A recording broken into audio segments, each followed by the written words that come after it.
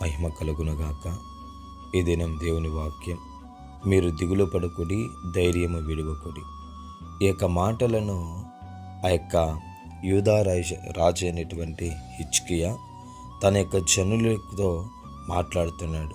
శత్రు దేశానికి సంబంధించినటువంటి అష్షూరు రాజు వారిని భయపెట్టినప్పుడు వారితో, మిమ్మల్ని ఎలాగైనా మీ దేశాన్ని నేను స్వాధీనపరుచుకుంటాను, నాశనం చేస్తాను, మీ దేవుడు ఎక్కడ మిమ్మల్ని కాపాడుతాడు అని అనేకమైనటువంటి మాటలను, వారి యొక్క ధైర్యంను సైతం నీరు కార్చేటటువంటి మాటలను వారు మాట్లాడినప్పుడు, ఆ యొక్క రాజు మాట్లాడినప్పుడు ఈ యొక్క హిజ్కియా మాట్లాడుతున్నారు, మీరు దిగులు పడొద్దండి, ధైర్యం విడవద్దండి, మన దేవుడైన యెహోవా మన పక్షంగా ఉన్నాడు, వారి యొక్క సహాయం కేవలం మాంసం మాత్రమే, మన సహాయము దేవుడు సైన్యములకు అధిపతిగా యెహోవాని అనేసి చెప్పినప్పుడు, అంత మాత్రమే కాకుండా మనము కాదు యుద్ధం చేసేది, దేవుడే నీ పక్షంగా ఉండి, అంటే మన పక్షంగా ఉండి ఆయన యుద్ధం చేస్తాడు అని ఎప్పుడైతే ఆ యొక్క ప్రజలకు చెప్తారో అప్పుడు ఆ ప్రజలు ధైర్యము పొందుకుంటారండి.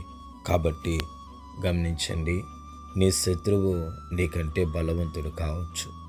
హిజ్కియా యొక్క శత్రువు హిజ్కియా కంటేనూ ఆ బలవంతుడు. అయితే చూసినట్లయితే కనుక దేవుడు వారికి ఆ సమయంలో సహాయం చేశాడు. అదే ప్రకారంగా నీ శత్రువు నీకంటే బలవంతుడు కావచ్చు, నీ విరోధి నీకంటే బలవంతుడు కావచ్చు, నీకంటే అన్ని విషయాలలో గొప్పవాడు కావచ్చు, నీకంటే అన్ని విషయాలలో బలవంతుడు ధనవంతుడు కావచ్చు. అయినను నీవు ఆరాధిస్తున్న దేవుడు నీతో చెప్పేదేమనంటే, దిగులు పడద్దు, ధైర్యం విడిచిపెట్టద్దు అంటున్నాడు. వారి యొక్క బలము కేవలం మాంస సంబంధం మాత్రమే.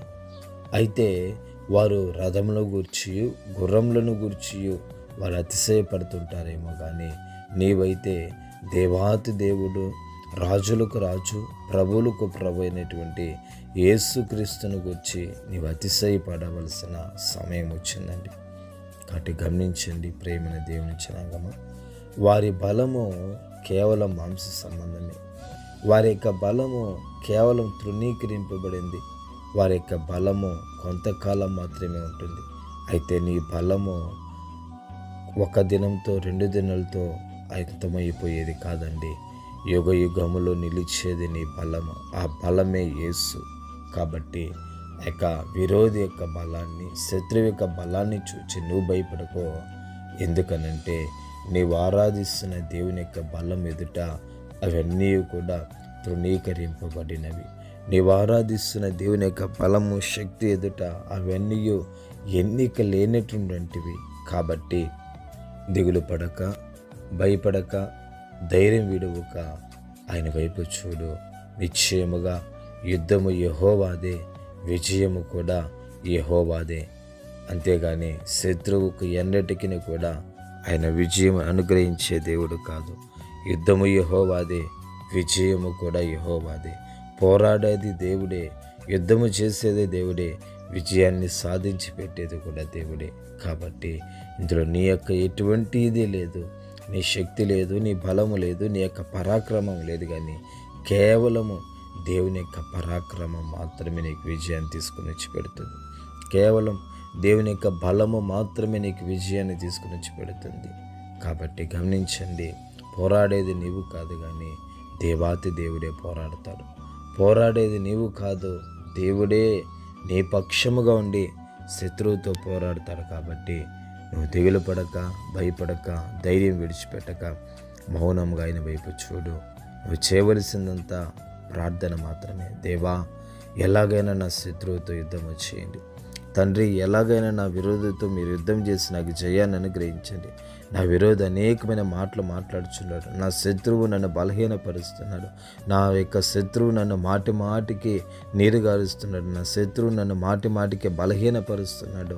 నన్ను ఎలాగైనా బలపరచండి ప్రభువా, నన్ను బలపరచండి, శత్రువును జయించండి ప్రభువా. నేను ప్రార్థించినట్లయితే కనుక నిశ్చయముగా దేవాతి దేవుడు గొప్ప కార్యాలను ఎడలు జరిగిస్తాడు. మరలా చెప్తున్నాను, దిగులు పడద్దు, ధైర్యాన్ని విడవద్దు. యుద్ధం యెహోవాదే. నీకు కావాల్సిన ప్రతిదీ కూడా ఆయనే సమకూరుస్తాడు. నీకు కావాల్సిన ప్రతిదీ కూడా ఆయనే సమకూర్చి నిన్ను ఉన్నతమైన స్థాయిలో నిలబెట్టే దేవుడు. నీ యొక్క తలను పైకెత్తి ఎలాగైతే మొర్దెకై యొక్క తలను పైకెత్తాడో అదే ప్రకారముగా నీ యొక్క తలను పైకెత్తి నిన్ను దీవించి నిన్ను ఆశీర్వదించే దేవుడు నీకు తోడుండగా భయపడొద్దు. పరిశుద్ధుడా, నీకు స్తోత్రాలు, వందనాలు చెల్లిస్తున్నాం నాయన.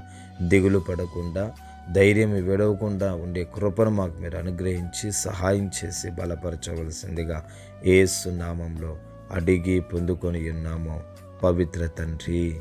ఆమేన్, ఆమేన్.